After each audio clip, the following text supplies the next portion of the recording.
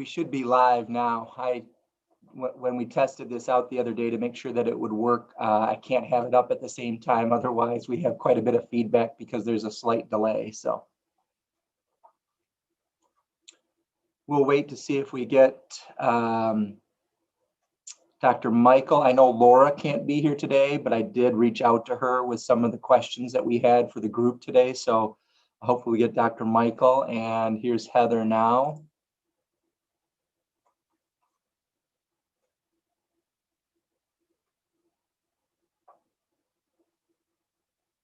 And then Dr. Geyer. So hopefully everyone found the Zoom link.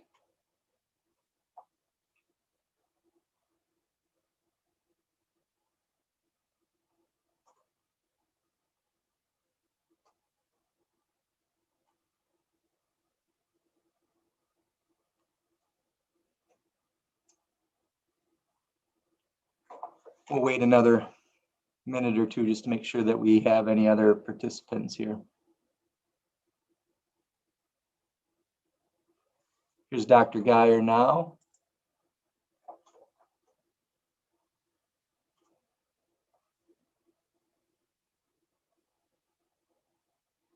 Good morning, Dr. Geyer. Good morning. We'll see. I know Laura Anderson cannot join us today. She had let me know, but we'll see if Dr. Michael joins us. And if we don't see him in a minute or two, we'll get started.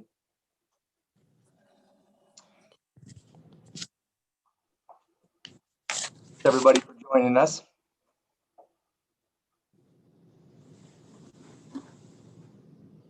I assume that doctors worked long hours. I knew that. I didn't know. I just assumed they did it more late at night, not so early in the morning. But I think most of us on this call are morning people anyway, so it works well for the school staff. Yeah, a little bit of both. It works out. I can imagine.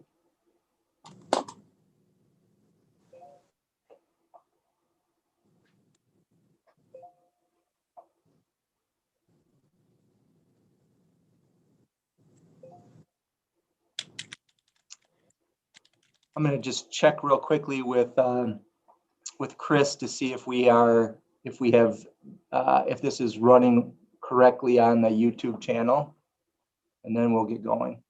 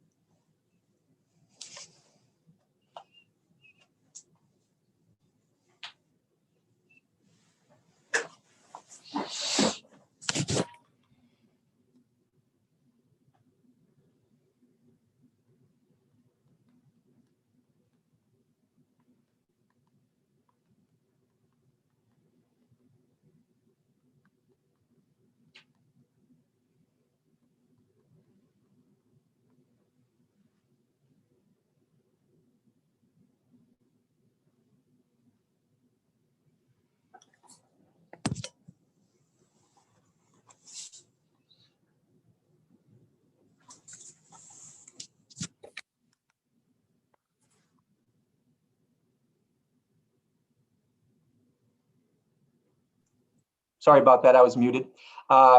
Thanks again for everybody to join us. I think we are doing just fine on the live feed, and here is Dr. Michael now. So I believe we have a full committee. We'll wait till his audio comes on here.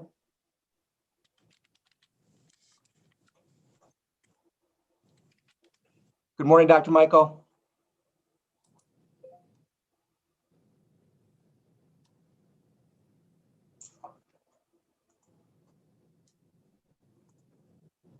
All right, we are going to get started. The first thing that I would like to do is I'm going to try to share my screen. I'm not quite as adept with Zoom as I am with Google Meet, so hopefully I can do that. If I cannot, those of you that are on the meeting here can see the agenda that is linked.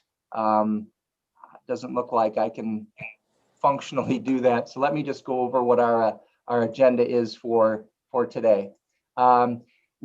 Heather is taking notes, so thank you, Heather. We wanted to review the minutes from last Tuesday and then include our latest data collection. And again, for those of you on the call, that data collection is there for you to see. I'll try to share that again in a minute. Hopefully I can get that to work. I did want to try to reach some, just to make sure that my summary of last week's matched with everyone that was on the call last week. There are a few questions that we need to answer yet this morning for this group, especially our medical professionals that are here. And again, Laura Anderson will not be joining us, but did provide me some feedback on these same questions. So last Tuesday, we had continued to discuss the Harvard model as our preferred model as a metric, and then there's the teaching and learning component as a part of that. One of the things that we did not determine at that time was if we were going to go with the 7-day rolling average, which is what the Harvard metrics suggest, or the 14-day rolling average. I believe last Tuesday, there was more support around the 14-day average because it would take out, for lack of a better phrase, any individual day blips and gives us a little bit broader picture. And then, so those are the big three for today. Do we want to, are we all comfortable with the Harvard metrics, especially our medical experts on the call? Are we going to focus on the Belleville track, or there was more support around the 4 census tracks last Tuesday? And then finally, a 7-day rolling average or a 14-day rolling average. Does that, for those of you that are on the call, does that sound where this proper summary from where we were a week ago? That sounds about right. Yeah. Okay, thank you. Let me just again see if I can share my screen again.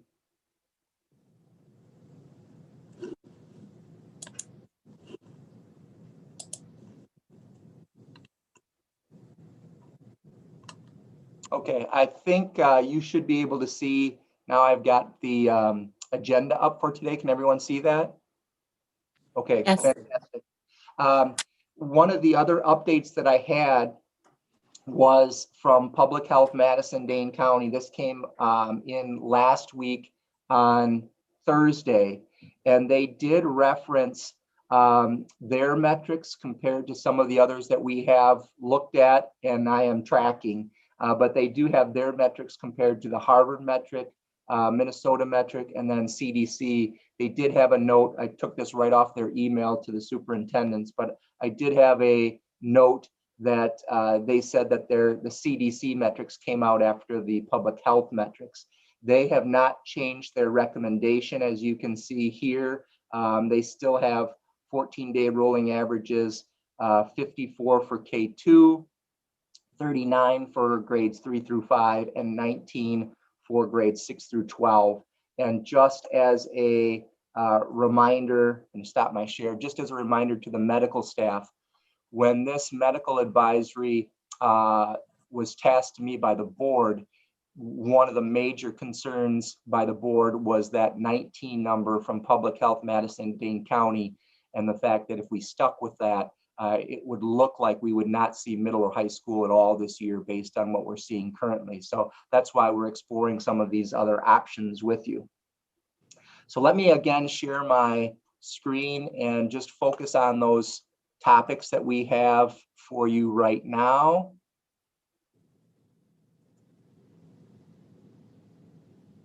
And so our 3 primary topics for today are, again, do we feel comfortable utilizing the Harvard models metrics and then the strategies for teaching and learning?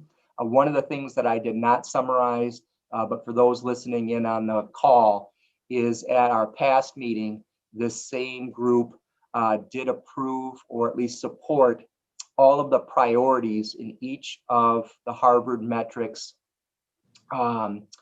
categories, which would mean that when we would get to orange, that 3 through 8, grades 3 through 8 would come back in a hybrid. And when we would get to yellow, again, orange would be 25 or less cases, less than 25 cases per 100,000.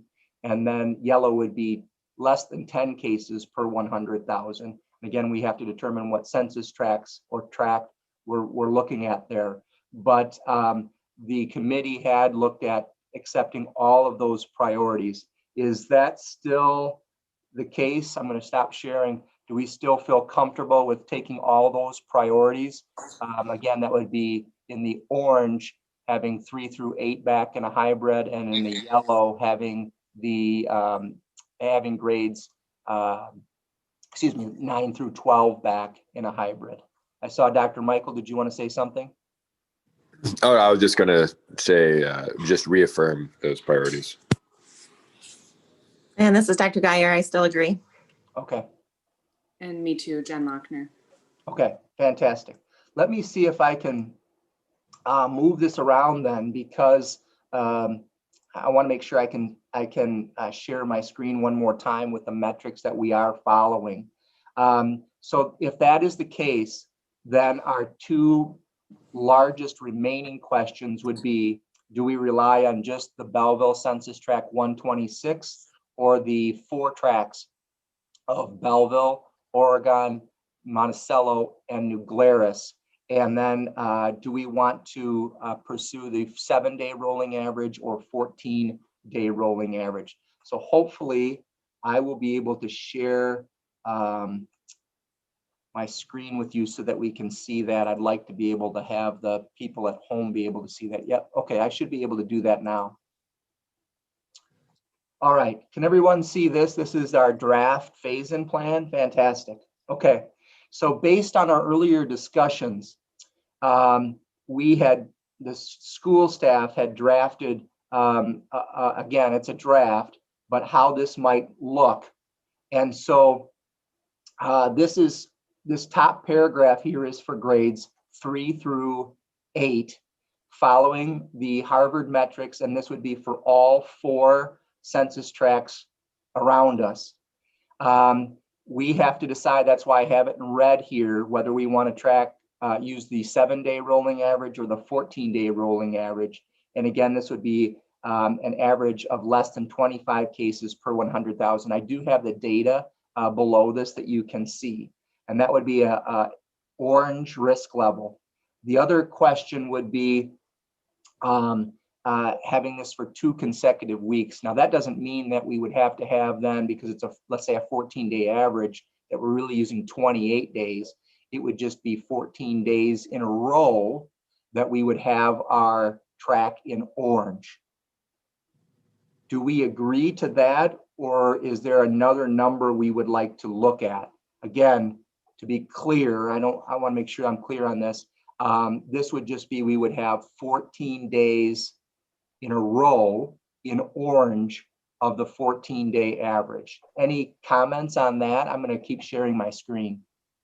Nate, would it be beneficial to actually show the data below? That might help us understand what that 14 days and 2 weeks mean.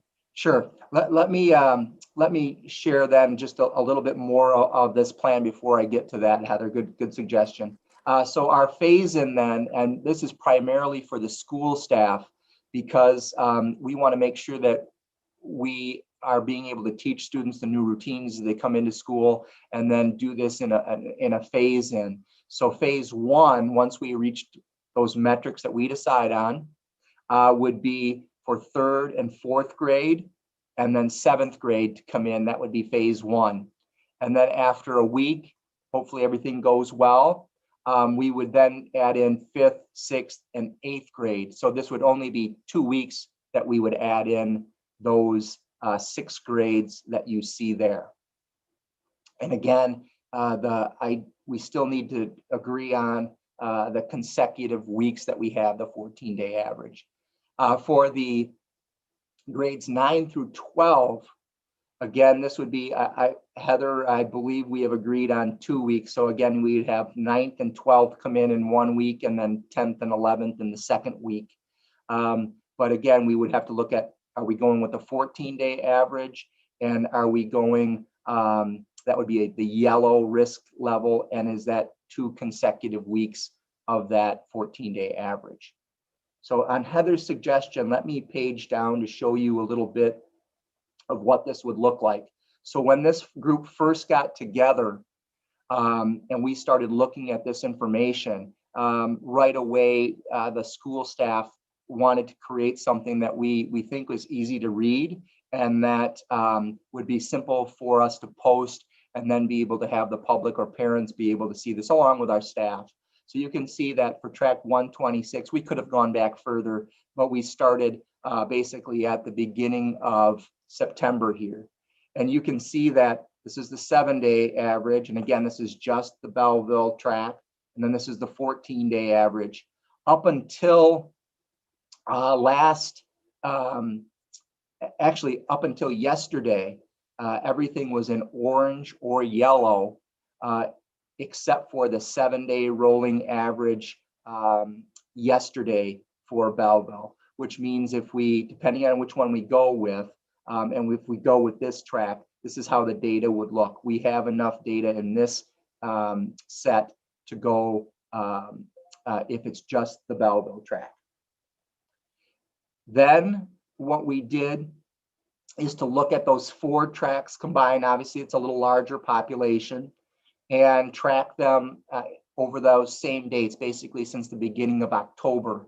And here you can see the 7-day average and the 14-day, again, rolling average per 100,000. And this data looks quite a bit different. We were in the orange up through about mid-October. And then you can see the 2 dates here, October 18th and then October 20th, actually I mean the 19th and the 20th, where those numbers went into the red, which would mean that we would stay virtual. What would happen here then, if we go with these 4 tracks and then again 7 or 14-day, is that we would have, once these turned orange again, and again, that's another thing, are we going to watch this then for 2 weeks before we can start? We would need those to come back into the orange. A couple of just brief notes that I think you would find important and maybe interesting is the Harvard model itself recently switched away from county reporting and to congressional district reporting. So the 2nd congressional district, which we are in, is currently red. The other thing that I wanted to mention that the school staff has felt strongly about is that these are reopening metrics.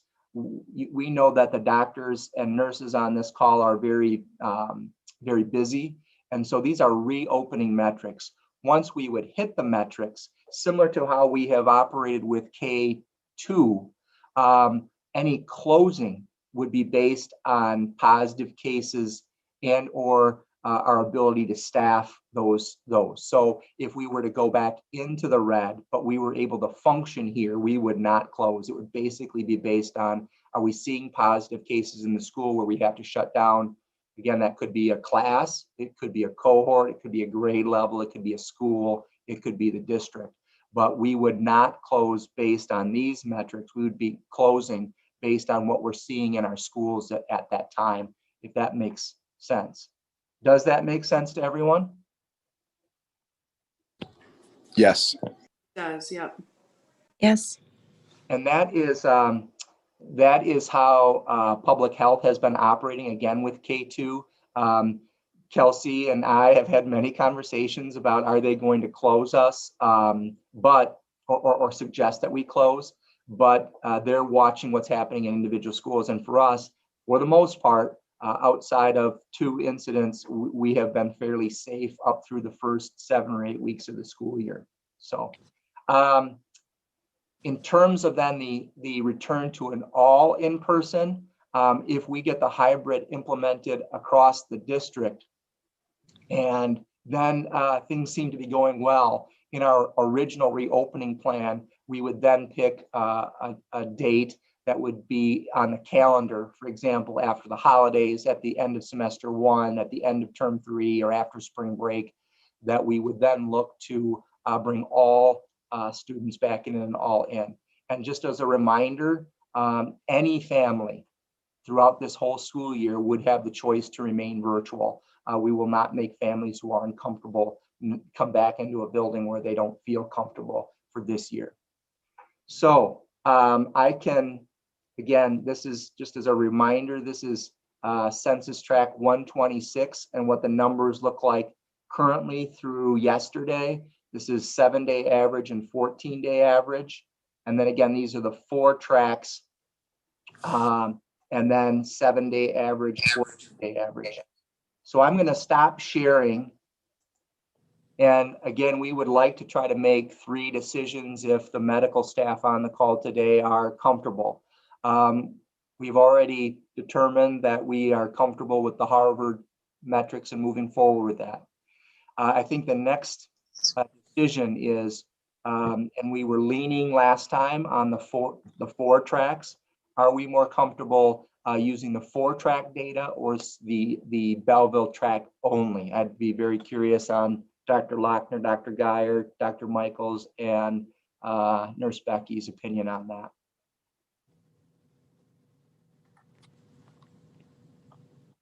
So this is Dr. Geyer. I feel like if we chose the Belleville tract, we would be choosing, I don't think it would be as, let me go back here. I think the 4 tracks makes more sense for looking at what's going on in our community. I feel like we could pick Belleville just to make the numbers look better, so to speak. But I do think, I guess that the four tracks makes more sense for capturing the entire school district. I also am in agreement with looking at the 14-day average, like we talked about last time, to take out those, like you mentioned, those individual blips. If you have a family of 5 that test positive, we're not affecting, the entire school district going back. So I'm in agreement with doing the 4 tracks to capture the majority of the school district plus the 14-day average. Yes, that puts us in the red right now, but also I guess I'm not surprised about that, just considering what's going on with the rest of Wisconsin. It makes sense to me right now that we would be red and not going back at this moment in time. The hope would be though, like, every community that has these spikes, the hope is that, it goes down, and we hopefully sooner than later. And we get into that orange period. My hope would be in the next few weeks, but that is my thought for now. Thank you, Dr. Geyer. Dr. Lochner, Dr. Michael. Hey, this is Dr. Michael. Yeah, I agree. It would be nice expediency wise to go with Belleville track data. And if it were just the students, I think that I would be in favor of doing that. But that was, as was pointed out, last call, I think there's a lot of teachers that live in those surrounding tracks, maybe that kind of balance out then the exposures, and teachers are probably a little bit more at risk for exposure. So if a lot of people are living in Monticello and those, Oregon, other areas, then I think it would probably be irresponsible of us to ignore those. So yeah, I think the 4 census tract would give us a better representation of what's going on in the school community. I think the 14-day data tracking is the better of the 2. Dr. Lochner. Yeah, I'm in agreement. That's primarily the place we had landed last visit, and my thoughts haven't changed on that for all the reasons that folks have already outlined. Nurse Becky, did you want to add anything? No, I just agree with both of those decisions. I do feel like that the 4-track way is the best representation of our district. And I also agree that the 14-day rolling average would be best, just to kind of iron out any outliers. I did send these same questions to Laura Anderson for those that might be on YouTube right now. Dr. Anderson works for, or I should say, Laura Anderson works for UW Health. She is a infection control expert. And so here's what she had said. She said, 1, yes, she is comfortable with the Harvard metrics. 2, she said, I recommend including the 3 surrounding tracks. Although it paints a worse picture at the current time, it's likely more accurate considering people live and work outside of Belleville. And then 3, she recommends the 14-day. I think the 7-day is too short given the incubation period of 2 to 14 days, and it can take time to identify clusters. yes, over 2 weeks before reopening. That was the other piece then. If we can, I'm going to share my screen one more time then. It sounds like we've got some consensus building. Hold on just a minute here. Am I still sharing my screen? I don't think so, am I?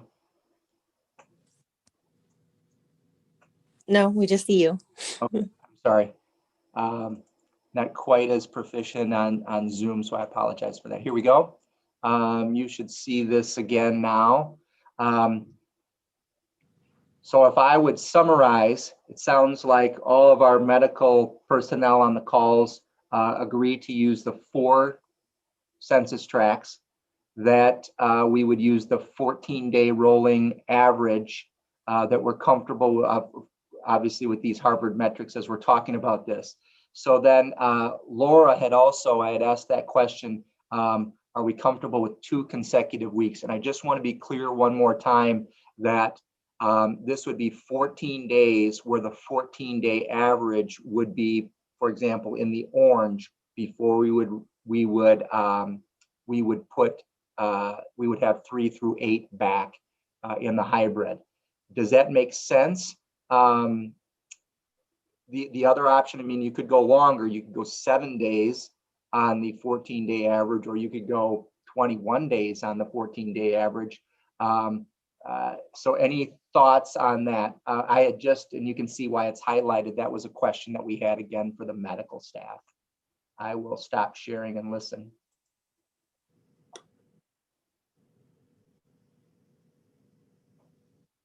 Hey, this is Dr. Michael. I'm thinking we're using the 14-day.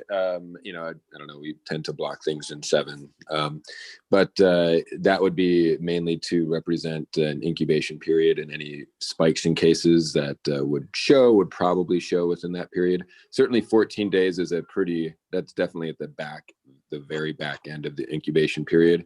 I think what we're seeing more often is sometime in the probably 2 to 7 to 10 day stretch. I mean, I personally would be comfortable 7 to 10 days, but because that would represent basically 7 to 10 days where we've had a 2-week period of orange cases.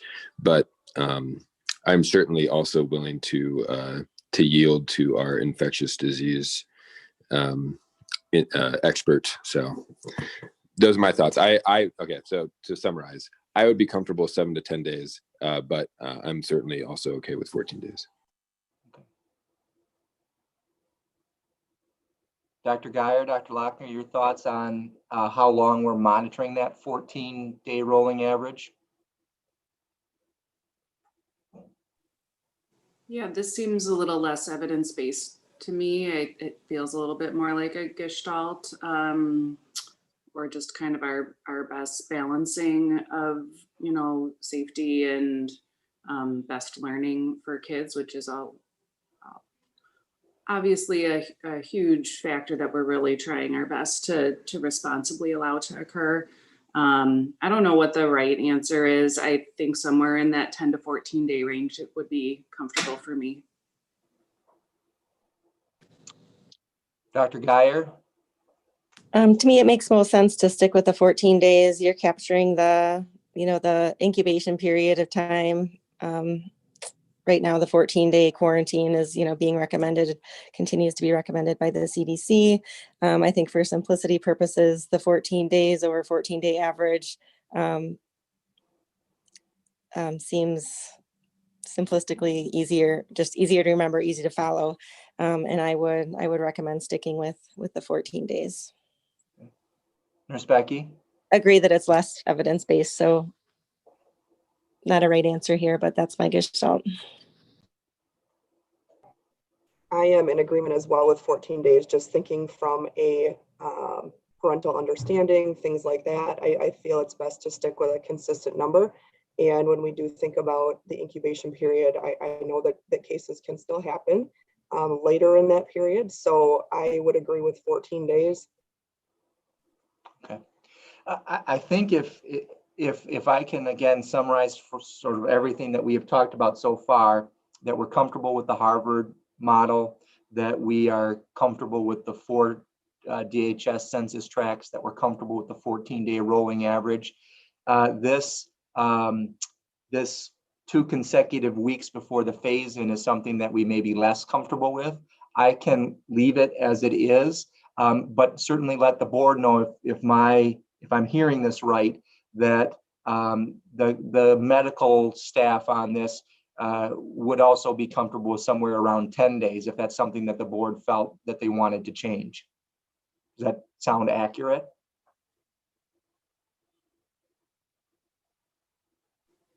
For me, yes. Yeah, for me as well.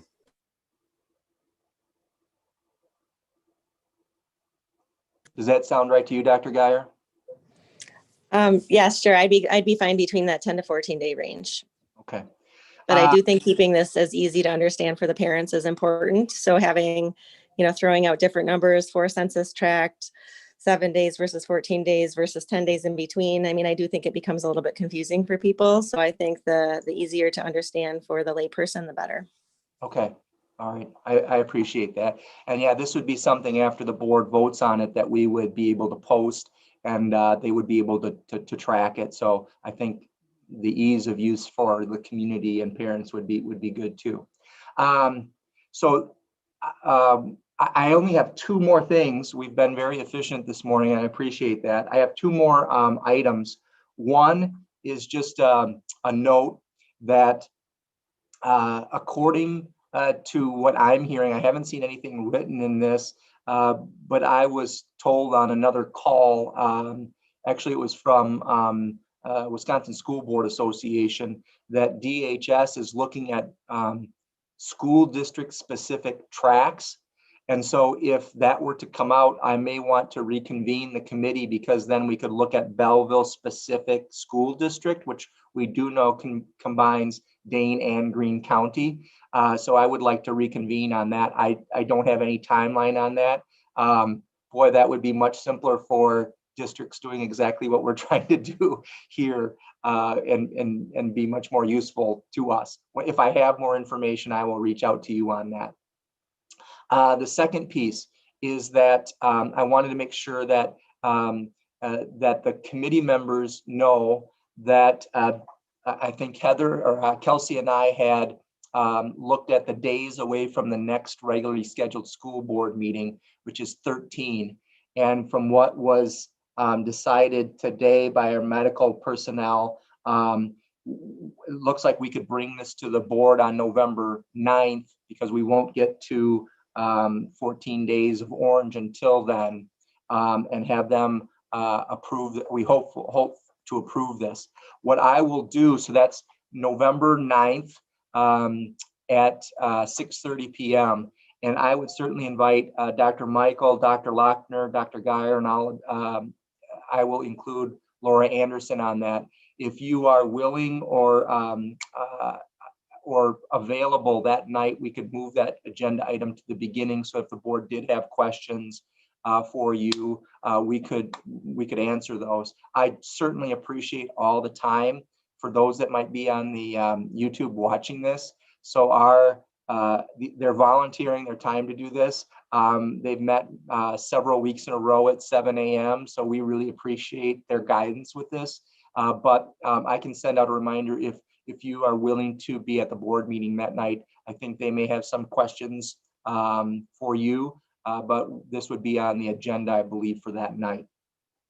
The last thing that I just wanted to mention is that this is only going to be a recommendation from us. That was what we were tasked with. So we can present this information to the board. Ultimately, they have to approve that.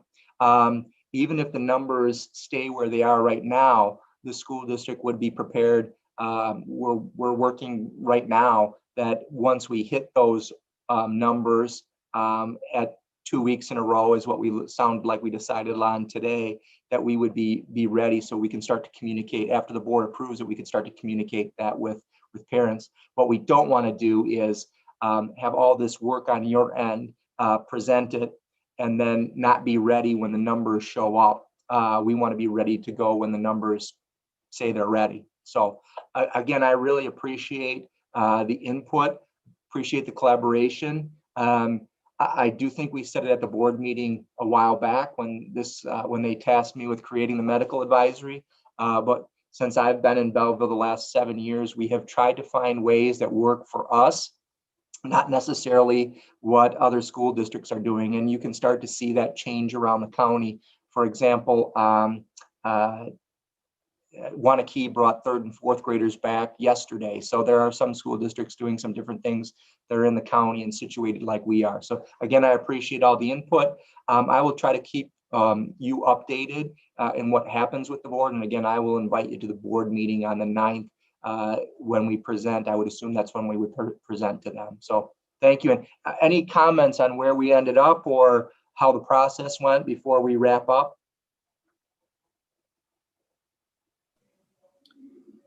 I would just express appreciation for your preparation for the meetings and bringing of data and framing the questions so clearly. I think it allowed us to do what we needed to do pretty efficiently. So thank you.